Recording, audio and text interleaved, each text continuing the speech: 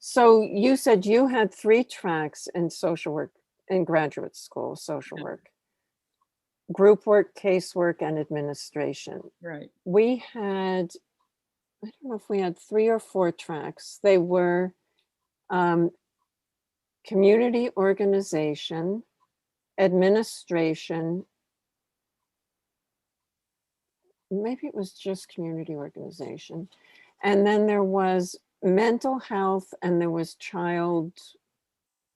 Huh. like child welfare. Yeah. Right. And there must have, maybe there also wasn't. No, I think the people who were doing administration were also in community organization. I'm not sure about that. Uh-huh. Yeah. Yeah, Probably. Yeah. yeah. Yeah. Well, it's very different. Yeah. And I know that I know that all changed over the years, and mine was so simplistic. And but I knew that social workers, even in 1960, when I was in school, became therapists. I knew that. And part of that had to do with my then husband, because he was from New York and he remembered, you know, many people in therapy with social workers. And so I got all that from him, that social workers were really valued as personal therapists in New York City. Uh-huh. So I knew that, and he was a big influence in my becoming a therapist. And but that was long before either of us knew about Gestalt therapy. And how did you, when you went into the School of Social Work, how did you choose the group work tract? Well, I knew that I was good at working with groups because I was kind of an organizer in high school, not therapy, but just that I worked a lot with groups. And so I didn't like the casework orientation particularly. It was too rigid or something. I just didn't like it. I didn't particularly like the group work one either, but that's another story. I figured I just was going to go get my piece of paper and then do what I wanted. Is really what I was out to do. But the interesting thing is that when I was in Berkeley, I don't know if this was true for you, but many of us young social work students started identifying with everything we were learning. Oh my God, I'm a schizophrenic, or oh, I'm depressed, or I'm anxious. So started thinking we had all these problems that we didn't necessarily have, but we started running to therapists. And at that time, my ex-husband was in sociology department, and one of his colleagues was seeing the only Gestalt therapist in Northern California at the time, named Eugene Sagan, who was a psychologist, and his partner, group leader, Paul Baum. So I was in a therapy group, Gestalt therapy group, and individual therapy in graduate school before I even met Fritz. Uh-huh. I'd had a couple of years under my belt of that, which was very important and helped me a lot in those early days. And were those 2 therapists trained by Fritz? Well, back then, the training was very different than in LA and in San Francisco. It was sort of like a journeyman approach. You go hang out with your master teacher, Uh-huh. and you just learn through experience. And so that so I never got an official piece of paper saying I was trained. However, somewhere along the line, Fritz when Fritz was in California, and after the LA and San Francisco institutes were up and going, I don't know Jim's role in this or not, Simpkins' role in this, but they held a meeting at Esalen for people to be grandmothered and grandfathered into the teaching of Gestalt therapy. I wasn't able to go to that meeting, but I got the paper, I got the certificate, and Irma Shepard and I think Jim and Fritz were the main signers of this Uh-huh. paper. Now, I think that was like in 1969 or 8, something like that. Uh-huh. But there was no official training in those early days. Uh-huh. We just had to pick things up as we, went along. And then, given the fact that the San Francisco Institute, I taught so long there and so much that I learned other things as I as time went on, and we had a didactic program, and we had a experiential leading a Monday night training group, as well as the group itself. And we had people were required to have individual therapy in Gestalt and so forth. So, well, that gets me back to my first question that I asked before we started recording this, which was, what were the policies of the San Francisco Institute as to who could come in to be trained, and how did you choose your trainers? Right. Well, in terms of who could come into the Institute, that varied and it changed over time. In the very beginning, there were 4 of us: a psychiatrist, a psychologist, a social worker, and an artist. Those were the 4 people. So right there, Fritz was really open, more than Jim Simpkin, to people in related fields that would be able to be part of the Gestalt world. I'm thinking of a guy who started the Gestalt Institute of Toronto, whose name I can't remember now, and he was an actor. Yeah, and Fritz valued him. Fritz was an actor. So there was this acceptance in the San Francisco Institute of people in different orientations. Teachers. When I think about George and Judy Brown and their development in Santa Barbara, right, and so that there is, and I think that's where Violet, she got her degree in education. Yes. And Yeah, first, and yeah. then a doctorate in psychology. And then she got her degree in psychology. Yeah.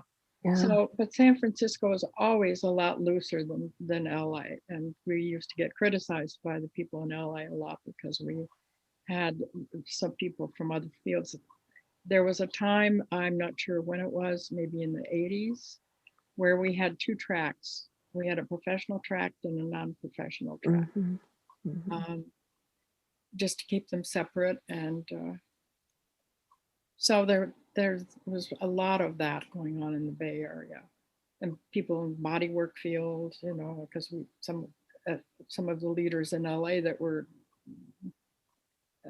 kicked out of the institute there were combining Gestalt and different kinds of bodywork, and so we had all that up in San Francisco too. And you spoke. So if we look at kind of at that egalitarian piece with regard to influences and different influences carrying some similar weight or being well respected, you spoke about your Navajo influence.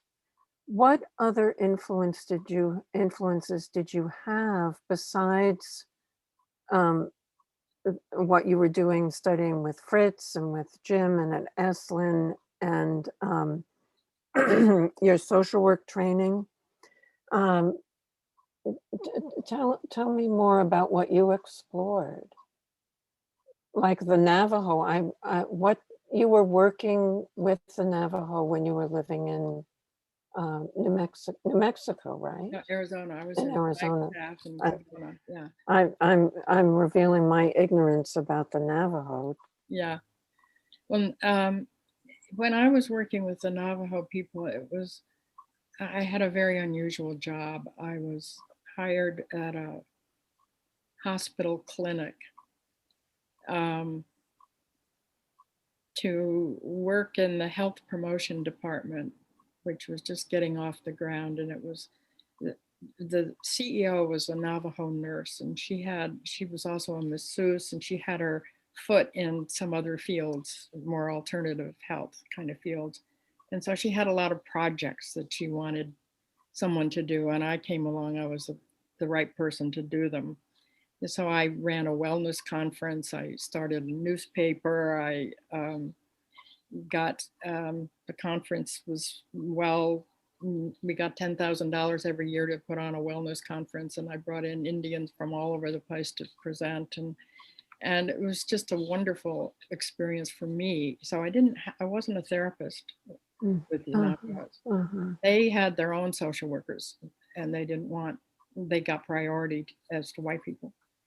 But I did have a lot of experience working with groups and organizing and all that stuff. And part of that has to do with my horoscope.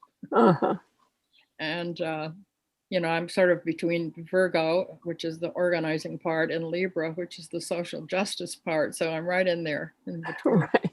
Right. Near you. Oh, I know. Yeah, yes. So, I'm fully in the Libra part. yeah. Really. But so again, I think about, I know your work at the nursing home and your egalitarian approach with regard to age, people of all ages. Right. Yeah. One of the interesting stories I was just going to mention is the Navajo, when a baby's born. Now, I was never present when this happened, but the traditional people, when a baby is born, there's an honor is given to the first person who makes the baby laugh. And every infant is treated as a unique being, and it's like everybody's watching to see what that little infant is going to turn into. So there's no effort put on by the parents to tell the child what to do. In our culture, it's like our parents want us to be this, that, and the other thing. Not true in the traditional Navajo world. So they're much more honoring the uniqueness of every soul. Yes, that's affected me a lot.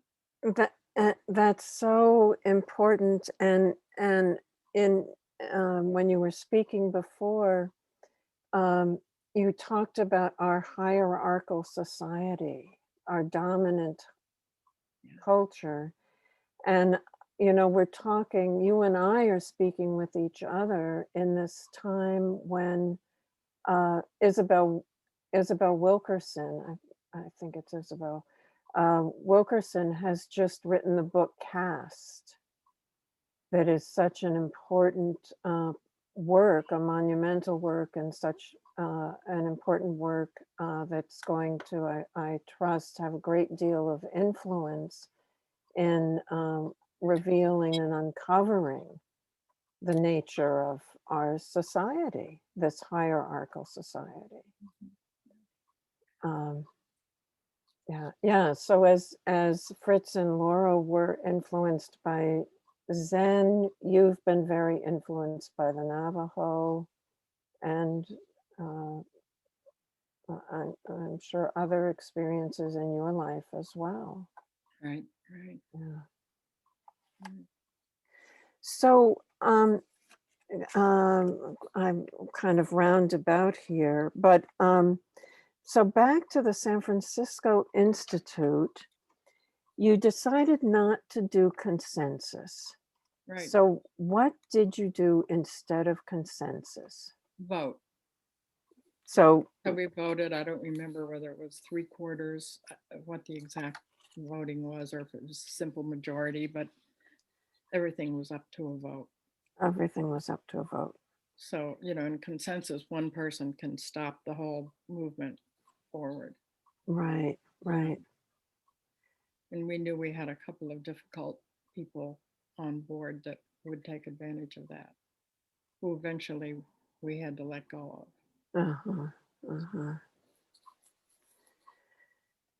So, and I know the International Association for the Advancement of Gestalt Therapy operates primarily on consensus. It's an experiment in progress right now. And, it's even though it's a 20-year-old organization, it's still forming and coming to its way of working. Now, I'm looking at my notes here. I've had them spread out. So did Fritz invite other teachers up to Canada, to his place in Canada? You know, I don't know the answer to that. I really don't. He wasn't there that long, you know. Uh, He went in 69, he died in 70. And and there were no other orientations, you know, there was no Bill Shoots or any other kind of workshops, but there was just his training group. I went up there after Fritz died. I went up there with Larry Bloomberg, who became Isha Bloomberg. He and I went up. I don't know why we did, but we felt the need to go see what was going on up there after he died, who was, if it was going to continue and running the store and so forth. So we went up there, and there were very few people there then. I mean, the main staff, Jerry Rothstein, and I've forgotten who else who was running the store over there. And I saw the place. It was really kind of very funky on a lake, Lake Cowichan, and but very homey, you know, very very Fritz in a way, very easy to maneuver and have his groups and have his privacy and so forth. But I don't know if he had any guest teachers or not. But by then, people like Stella Resnick, who had already had a lot of training, was up there. So that it may have been that they had some pretty experienced trainees who uh-huh, would work and lead things. uh-huh, So, and I don't know if Laura ever went there. But had they continued, I imagine there would have been other people. And then there's like, did Jim ever go? I don't know. uh-huh, uh-huh. And you said Fritz, I don't know much of Fritz's history. Some, of course, but I didn't know that he died at a workshop in Chicago. Yeah, he was living in Vancouver. Living in Cowichan in Vancouver Island, but he was doing a workshop in Chicago for, I guess, a weekend, and he got sick and went to the hospital. He died of pancreatic cancer, even though he was convinced he was going to die of a heart attack.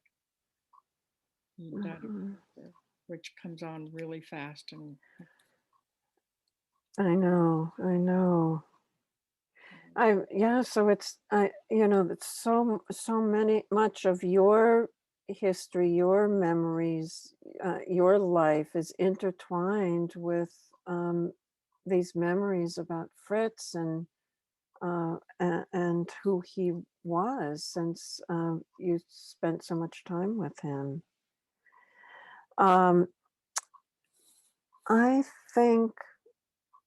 I think I've covered my questions. okay. I mean, I could go on and on.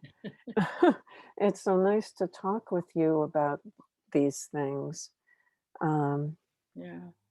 Well, it certainly has been a powerful life experience for me. And I mean, even back with Gene Sagan and Paul Baum, I don't have a lot of memories of the group work I did, but I felt like I got a good beginning with them, and they were not that experienced, you know, Mhm. and so forth.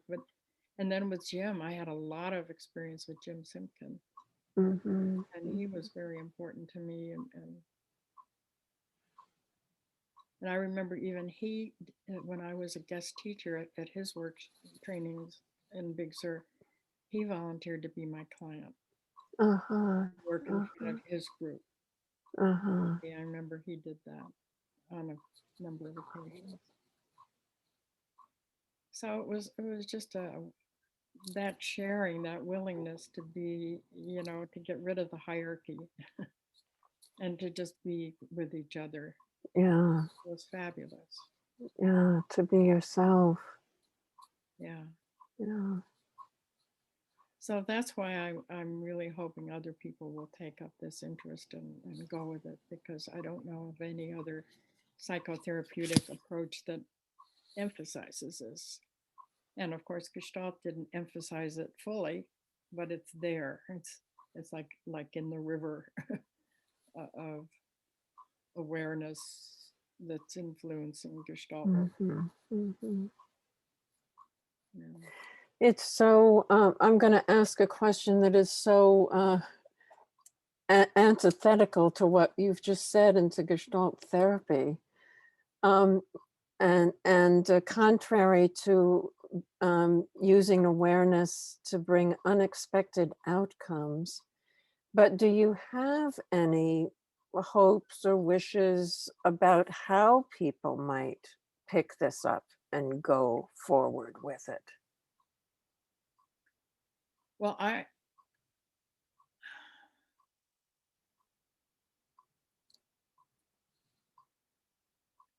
mean, the only thing I've really thought about, because I haven't thought about this question in the way you're bringing it up, Chris, but I certainly thought about if people were to see this on YouTube, that they might start writing. Uh-huh. Because I've seen the phrase egalitarian relationships in somebody's writing, but just like once, in an article. And I've seen little hints in things I've read. So I know that it's in the background. And so I'm just inviting people to make it more foreground, especially as we move into whatever's happening next. Well, and perhaps, as we move into disengaging from a culture of systemic racism and or a caste system here in the United States and in the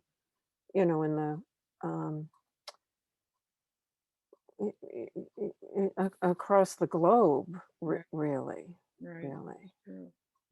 Right. Yeah, to be able to be able to embrace that egalitarian way of thinking, to really honor all people. If we could think about parents in the United States more readily embracing an attitude of let me see who my child will become. Yeah. And with some scaffolding and guidance, as opposed to structural impositions. Or telling them who to become. Right. So much in our culture. I want to share with you one of my stories that I tell about the egalitarian problem in relationships. I've forgotten who told me this story. It's not something I personally experienced with some of my trainees or clients, but it was a story about this couple who said, yes, we have an egalitarian relationship. They were very proud of it, whatever they thought that meant. But as with many of us, we miss something sometimes. We don't see everything fully. So the story of this couple who had been married for a while, and the husband, it's early in the morning, the husband has already left for work, and the wife goes to work later, and she walks down the steps. She hears somebody opening the front door. And she's sort of in shock, and she looks, and there are her in-laws walking in the door. They have a key to the house. Well, her husband had given them the key and never talked to her about it, because, well, don't all parents have keys to their kids' houses? So it was that kind of a story that just sort of opened up, oh, there are things we might miss, And so I've created a long list of topics for people to really look at, to see, because I think that there's just so much misunderstanding that can easily be eradicated once people look at their histories. Their parents are coming from authoritarian orientations and so forth and so on, and that they may miss something small, like not so small, but something. We don't really notice the water we're swimming in until it changes, right? Yeah. So I thought that was a fun example. That's fun. So, I've enjoyed this very much. Me too, Chris. It's been great.